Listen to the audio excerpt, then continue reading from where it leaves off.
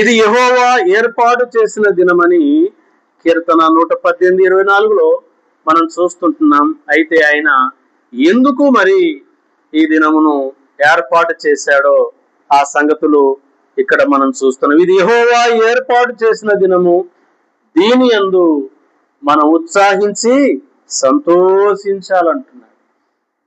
అది ఆయన ఏర్పాటు చేసిన దినం కాబట్టి ఆ దినమున మనము సంతోషించాలి అని అంటున్నాడు. ఎందుకు సంతోషించాలో మరి మనం చూద్దాం.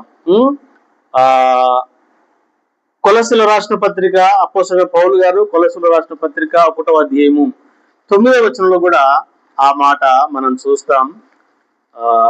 దాన్ని చదువుకొని మనం ముందుకు వెళ్దాం. చూడండి, అపోస్తలుడైన పౌలు గారు కొలస్సీల రాసిన పత్రిక 1వ అధ్యాయము 9వ మాటను మనం చదువుకుందాం. కొత్త నిబంధనలో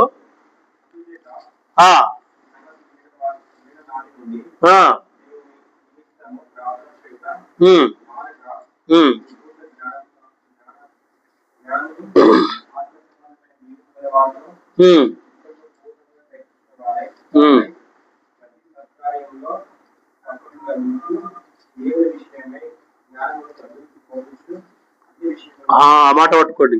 అన్ని విషయములలో ప్రభును సంతోష పెట్టవలను. ఎన్ని విషయాలలో? అన్ని విషయాలలో ప్రభును సంతోష పెట్టాలి అని ఆ లేఖన భాగంలో మనం చూస్తున్నాం. ఇది యెహోవా ఏర్పాటు చేసిన దినము, దీని యందు మనం ఉత్సాహించి సంతోషించాలి. అన్ని విషయాలలో ప్రభును నీవు నేను మనం అందరము సంతోష పెట్టవలసిన అవసరత ఉంది. మనము సంతోషంగా ఉండాలని ప్రియ ప్రభు కోరుతూ ఉంటున్నాడు. ఇది సంతోషించే దినముగా మరి మనం చూస్తుంటున్నాం. ఎందుకు సంతోషించే దినమో చూద్దాం. చూడండి, దేవుని గ్రంథంలోనే ఆదికాండము 2వ అధ్యాయము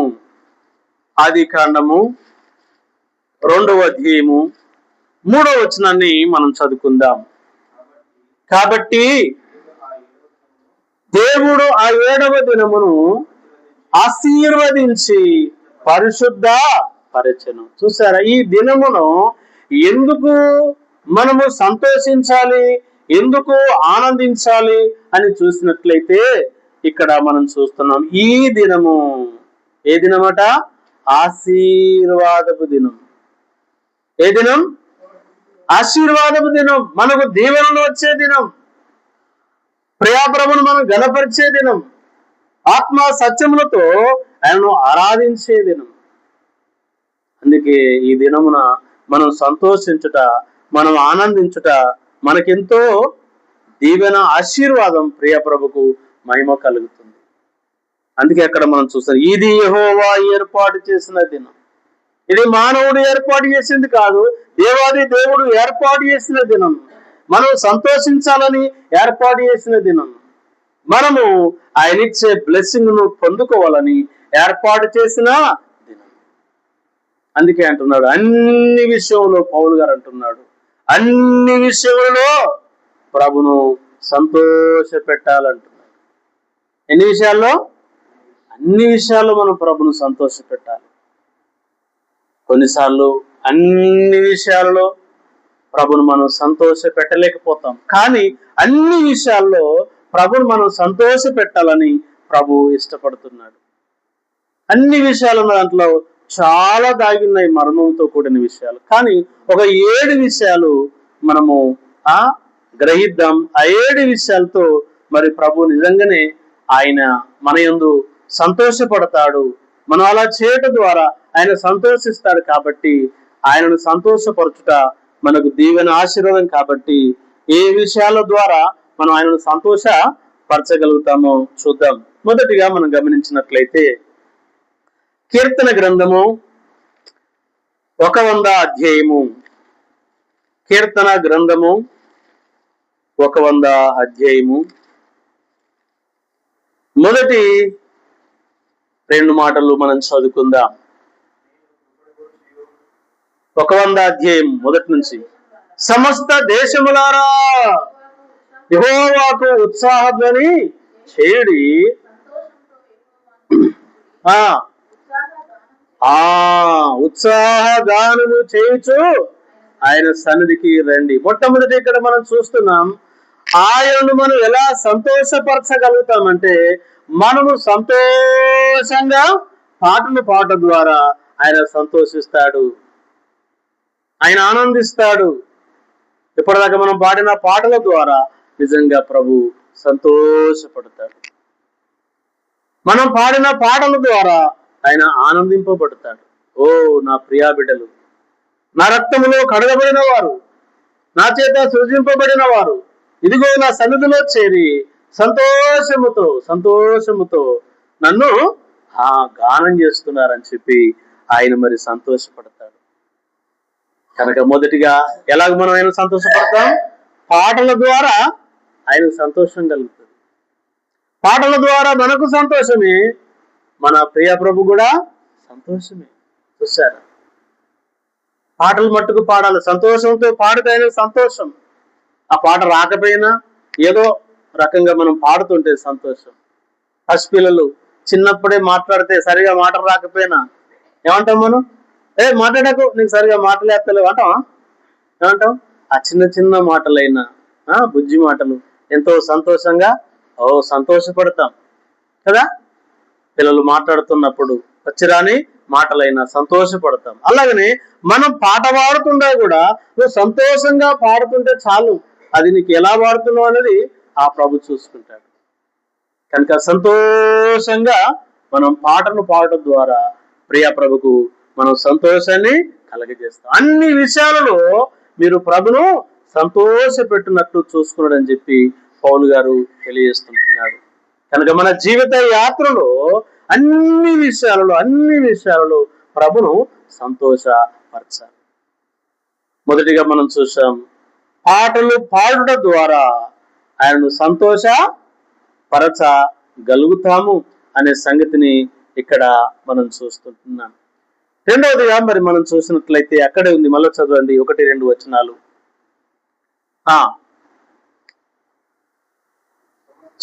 సమస్త దేశములారా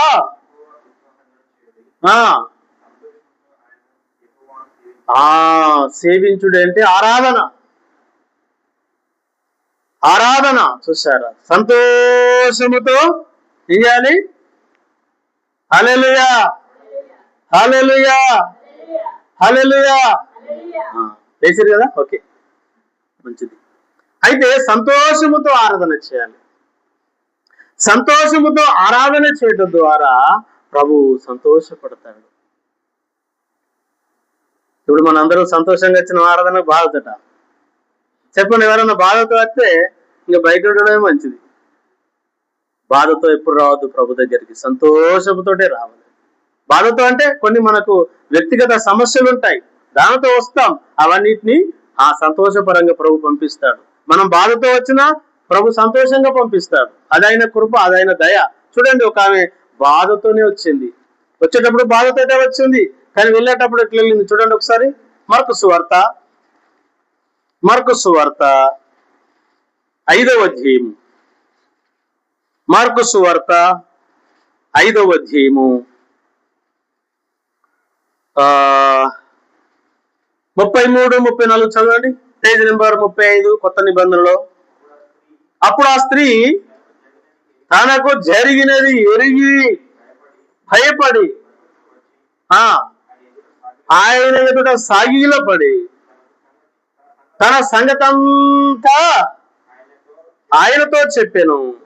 అందుకే ఆయన, కుమారి, నీ విశ్వాసము నిన్ను స్వస్థపరిచెను, సమాధానము గలదానవై పొమ్ము, నీ బాధ నివారణ అయి నీకు స్వస్థత కలుగునని ఆమెతో.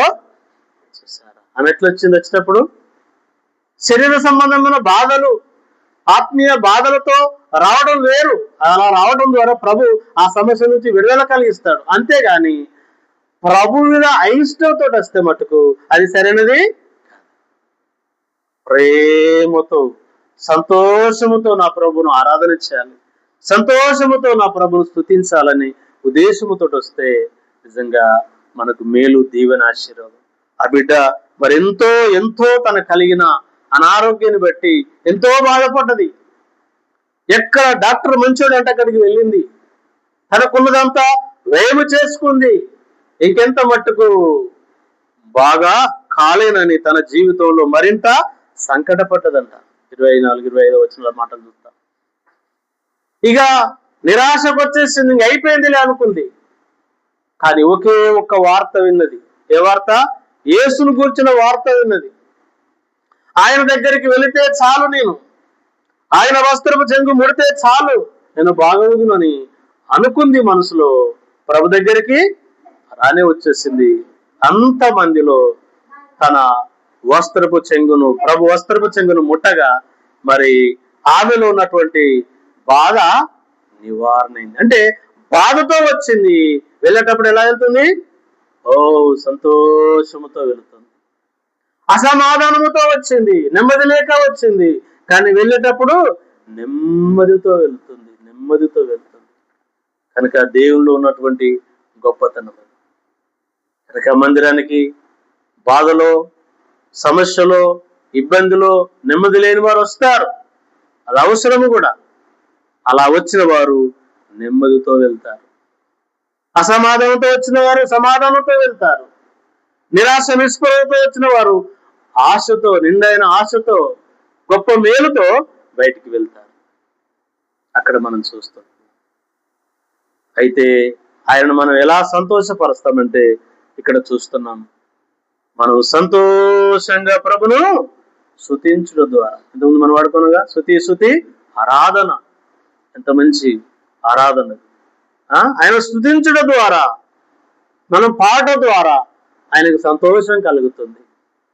అదిగో మనం సంతోషంగా ఆరాధన చేయటం ద్వారా ఆయనకు సంతోషాన్ని కలిగించే వారంగా మనం ఉంటామనే సంగతులు ఇక్కడ మనం చూస్తున్నాం. మూడవదిగా మనం గమనించినట్లయితే ఎలాగూ మనం ఆయనను సంతోషపరచగలుగుతాం.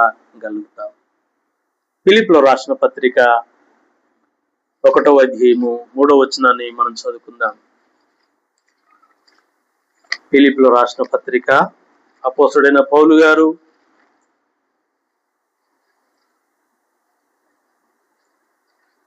3-6 వచనాలు కలిపి ఉంటవి, చదవండి. ఫిలిప్పీయులకు రాసిన పత్రిక 1వ అధ్యాయము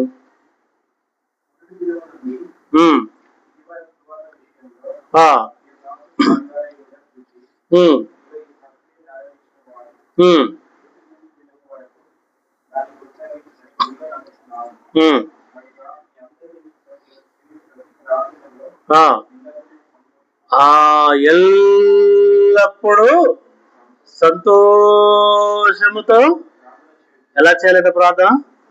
సంతోషంతో ప్రార్థన చేయాలి.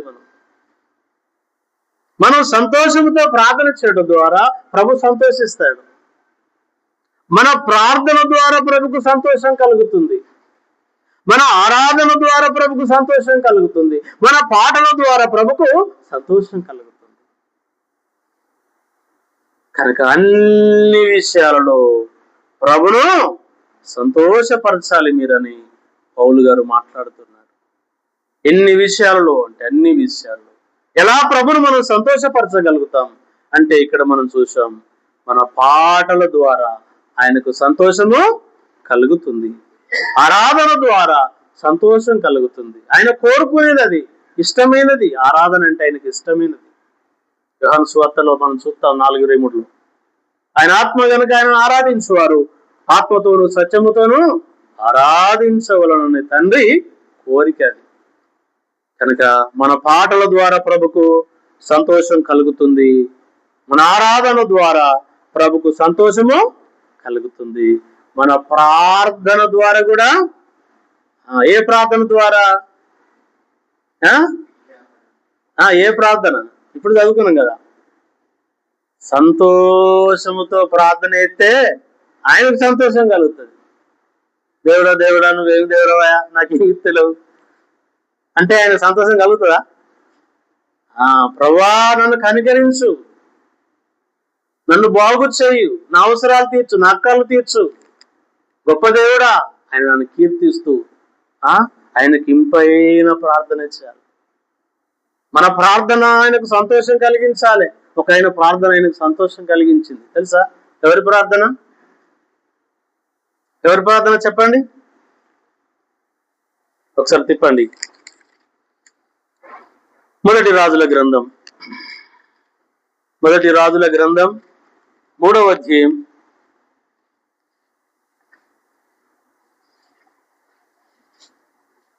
12వ వచనం, పేజీ నంబర్ 281. నీవు ఇలాగు అడిగినందున నీ మనవి ఆలకించుచున్నాను, బుద్ధి వివేకములు గల హృదయమును నీకిచ్చుచున్నాను. పూర్వీకులలో నీ వంటి వాడు ఒకడును లేడు, ఇక ఉండడు.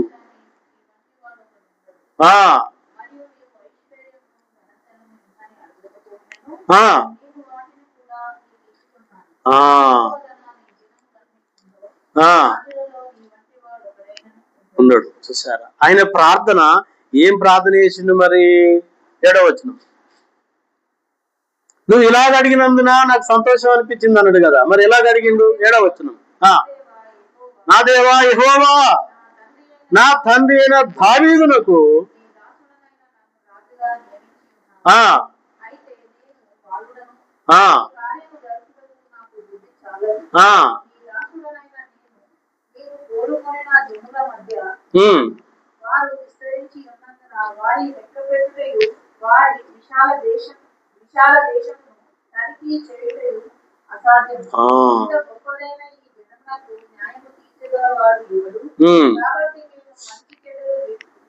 వివేచించు.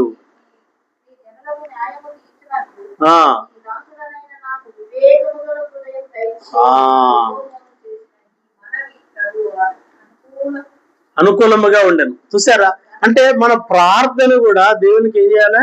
సంతోషం కలిగించాలి. అంటే నిజమైన నీడు అడగాలి. అక్కడ రాత్రి ఆయన ప్రార్థన చేస్తుంటే దేవుడు ప్రత్యక్షమైనాడు. సొలొమోను ప్రార్థన చేస్తుంటే రాత్రి ప్రత్యక్షమై, సొలొమోనా నీకేం కావాలో కోరుకో అంటే ఆయన ఏం కోరుకున్నాడు? ఆయనకు నిజమైన నీడు ఏదో అదే అడిగిండు. అయ్యా, నా తండ్రి తర్వాత నన్ను రాజుగా చేసినావు కదా, ఈ యొక్క రాజ్య పరిపాలన చేయాలంటే నేను బాలుడనై ఉన్నాను. ఈ కుడి ఎడమ ఎరగని ఈ జనమునకు న్యాయం తీర్చాలంటే నాతోటి కాదు కనుక వారిని ఎలా పరిపాలన చేయాలో నాకు తగిన బుద్ధి జ్ఞానమును నాకు దయచే ప్రభువా అని అడిగిండు. ఆ ప్రార్థన నిజంగా ఆయనకు ఎంతో సంతోషం అయిపోయింది. అబ్బా, ఎంత మంచి ప్రార్థన చేసినావు సొలొమోను, ఓకే నీ ప్రార్థనకు నేను మెచ్చుకున్నాను, పిదాయిన అంటారు కదా, చాలా ఇష్టపడ్డపో నీ ప్రార్థన, నాకు సంతోషం అనిపించింది అయ్యా, రా అని చెప్పి వెంటనే ఇదిగో బుద్ధి జ్ఞాన నీకు ఇస్తున్నాను, నీకు ముందుగా ఎవడు జ్ఞానవంతుడు లేడు, మళ్ళీ నీ తర్వాత కూడా నీ అంత జ్ఞానవంతుడు ఎవడు ఉన్నాడు పో, భూమి మీద నువ్వే జ్ఞానవంతుడు పో అని మంచి జ్ఞానాన్ని ఇచ్చాడు దేవుడు.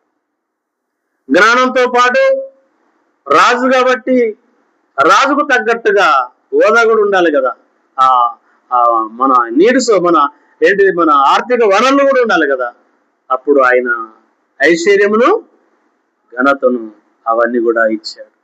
రాజుకు తగ్గట్టుగా, రాజుకు ఎంత అవసరాలు ఉంటాయి, ఎన్ని అవసరాలు ఉంటాయి కదా, ఆ రకంగా మరి ఆయన సహాయం చేసినట్లుగా మనం చూస్తున్నాం. అంటే అడుగు వాటికంటేను ఊహించు వాటికంటేను అత్యధికంగా చేసినట్లు అక్కడ మనం చూస్తుంటున్నాం. కనుక వాక్యం వింటున్న నా సహోదరి సహోదరుడు, మనం ఎలా ప్రభును సంతోషపరచగలుగుతామంటే మనం పాడుతున్న సంతోషమైన పాటల ద్వారా ప్రభు సంతోషపడతాడు. మనం సంతోషంగా చేస్తున్న ఆరాధన ద్వారా ప్రభు సంతోషపడతాడు. మనం చేస్తున్న ప్రార్థన ఆయనకు అనుకూలంగా మంచి ప్రార్థన ఆయనను సంతోషపరుస్తుంటుంది అనే సంగతులు ఇక్కడ మనం చూస్తుంటున్నాం. ఎన్నైనాయి ఎన్ని రకాలుగా ఆయనను సంతోషపరచచ్చని చూసినాం. ఒకటి పాటల ద్వారా సంతోషం అని చూసాం, ఆరాధన ద్వారా సంతోషపరుస్తాం, ఇక్కడ ప్రార్థన ద్వారా ఆయనను సంతోషపరుస్తాము అనే సంగతులను మనం చూసాం. మూడైనవి కదా.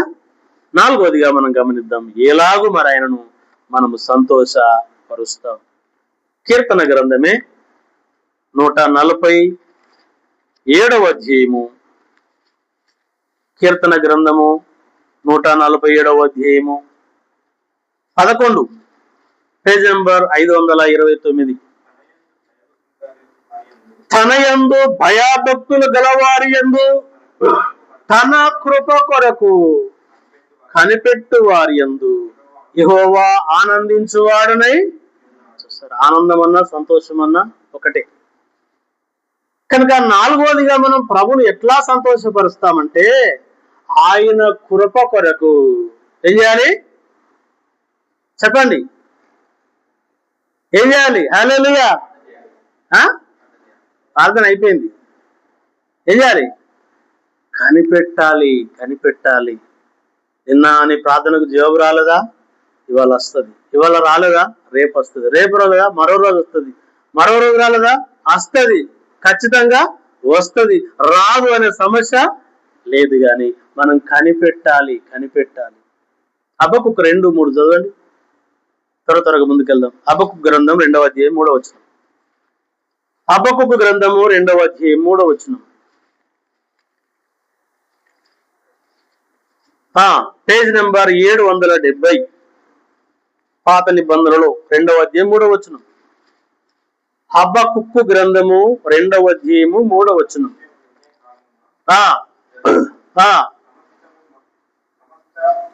సమస్త మగుటకై హతురపడుచున్నది, అది తప్పక నెరవేరును, అది ఆలస్యముగా వచ్చును, దాని కొరకు కనిపెట్టుము, అది తప్పక జరుగును, జాగు చేయక. అంతే. ఆయన అనుకున్న టైంలో ఖచ్చితంగా నువ్వేదైతే అనుకుంటున్నావో అది ఖచ్చితంగా జరుగుతుంది. మనం కనిపెట్టుట ద్వారా ప్రభుకు సంతోషం.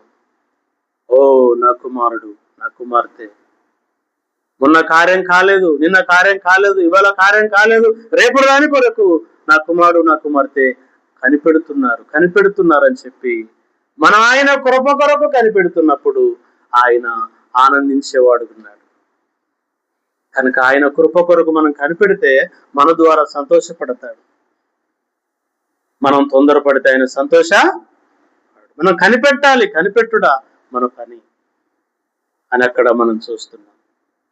పాటల ద్వారా మనం ప్రభును సంతోషపరుస్తాం. ఆరాధన ద్వారా ప్రభును సంతోషపరుస్తాం. ప్రార్థన ద్వారా సంతోషపరుస్తాం. కనిపెట్టుట ద్వారా మనము సంతోషపరచబడతాం. చదువుకుందాం. 5వదిగా మనం గమనిద్దాం. లూకాసు సువార్త 19వ అధ్యాయము. లూకాసు సువార్త 19వ అధ్యాయము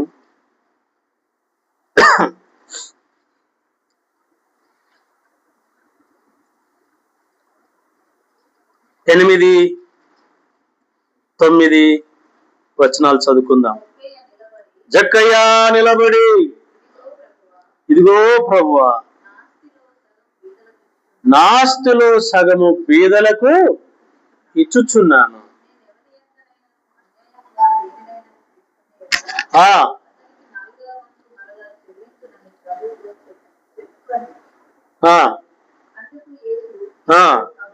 ఇతడును అబ్రహాము కుమారుడే.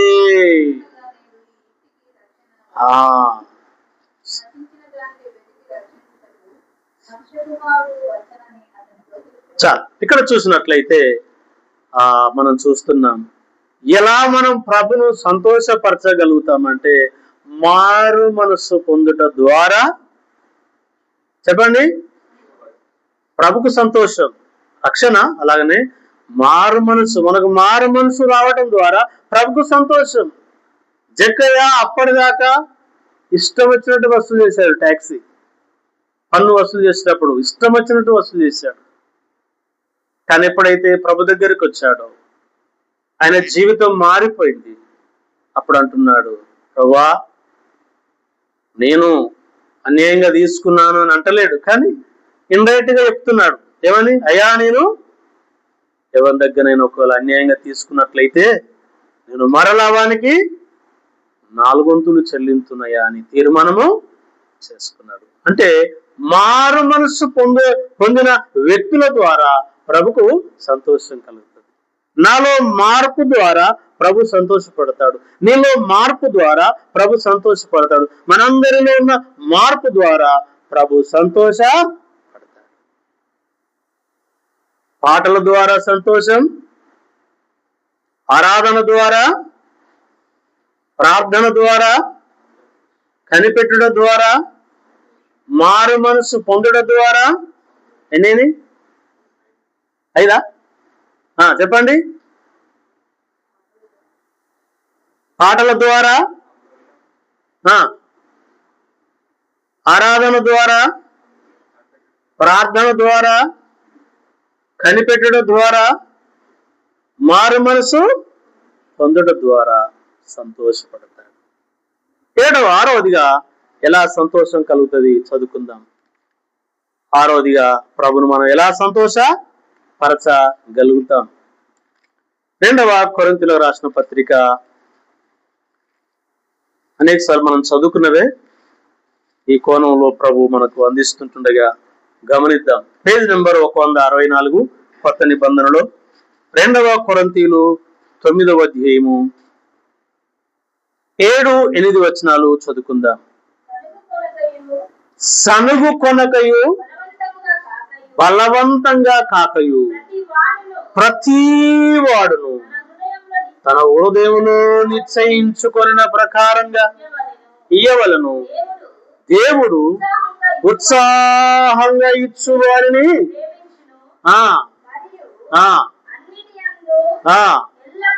ఎల్లప్పుడూ సమృద్ధి గల వారై ఉత్తమమైన ప్రతి కార్యం చేయనట్లు విస్తరింప చేయగలడు. చూసారు, 6వదిగా మనం చూస్తున్నాం. ప్రభును మనం ఎలా సంతోషపరుస్తామంటే చెప్పండి, సంతోషంగా ప్రభుకు చెప్పండి, సంతోషంగా ప్రభుకి ఎలా సనుక్కుంటే ఎలా. ఈ అన్నయ్యగా ఇడిచిపెట్టలేడు, ఇడిచిపెట్టట్లేదుగా ఎవరేద్దాం అనుకుంటే అదేమన్నట్టు సనుకోవడం. సనుకోవడం ద్వారా, గునుకోవడం ద్వారా ప్రభుకిచ్చే సంతోషముతో ప్రభుకి ఇవ్వాలి. సంతోషముతో ప్రభుకి ఇచ్చే వారిని ప్రభు ఎంతో ప్రేమిస్తాడంట, ఎంతో సంతోషపడతాడు. కనుక మనకు ఆరోగ్యాన్ని ఇచ్చి, మన ఆశను పొడిగించి, మన కష్టార్జితాన్ని మెరుగుపరిచినప్పుడు ప్రియా ప్రభుకు మనం సంతోషంగా ఇచ్చడం ద్వారా ప్రభు సంతోషపడతాడు. మనం ఇచ్చే కానుక ద్వారా ప్రభుకు సంతోషం కలుగుతుంది. ప్రభును మనం సంతోషపరుస్తాం. ఫైనల్ గా ఒక మాట చదువుకొని మనం ఆరాధనలోనికి వెళ్దాం. ఎలాగూ మనం ప్రభును సంతోషపరచగలుగుతాం. హబక్కు గ్రంథము పేజ్ నంబర్ 772,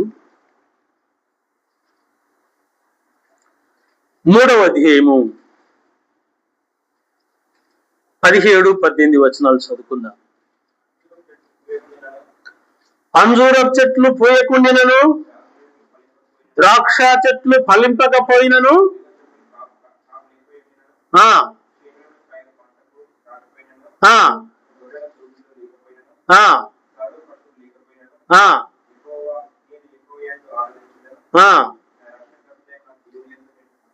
చాలు చాలు. ఇక్కడ చూస్తున్నాం ఎట్లా ప్రభుని సంతోషపడతాం. ఫైనల్ గా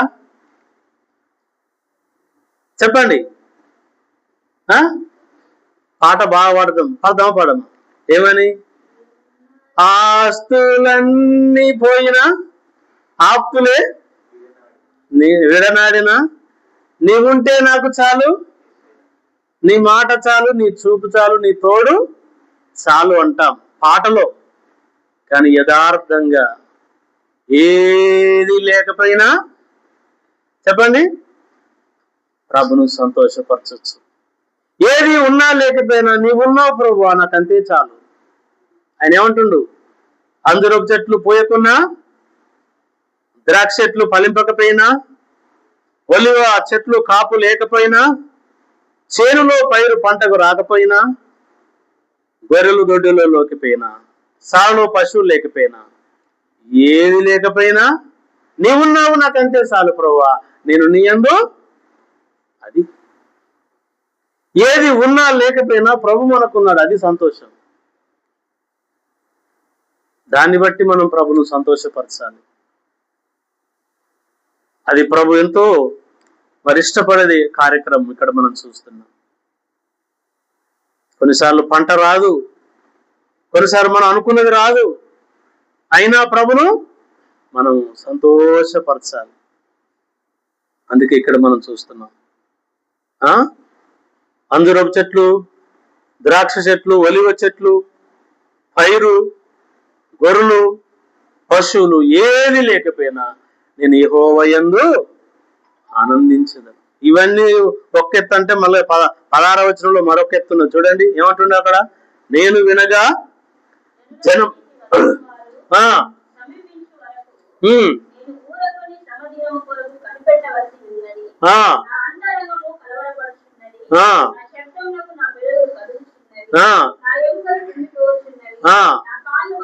చూసారా? ఓదికి ఆరోగ్యం కూడా లేదు.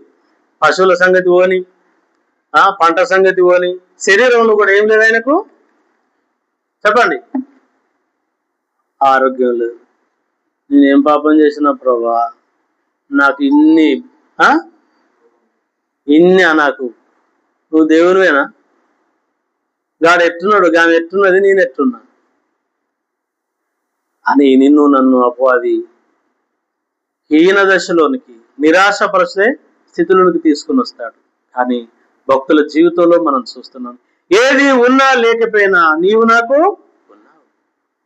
నీవుంటే నాకు చాలు, నీ మాట చాలు, నీ చూపు చాలు, నీ తోడు నాకు చాలు. ఆయన ఉంటే మనకు చాలు. ఆయన మనం సంతోషపరచాలి. అన్ని విషయాలలో సంతోషపరచుట అంటే ఇదే. ఏది ఉన్నా లేకపోయినా ప్రభును సంతోషపరచడమే గొప్ప సంగతి. అన్ని ఉన్నప్పుడు సంతోషపరచడం గొప్ప సంగతి కాదు. అన్ని లేకపోయినా ప్రభును సంతోషపరచాలి. అన్ని ఉంటే మరి ఎక్కువగా ప్రభును సంతోషపరచాలి. అందుకే మనం చూసాం 7 విషయాలుగా మనం చూసాం. మొదటిగా మన పాటల ద్వారా మనం ప్రభును సంతోషపరచగలుగుతాం.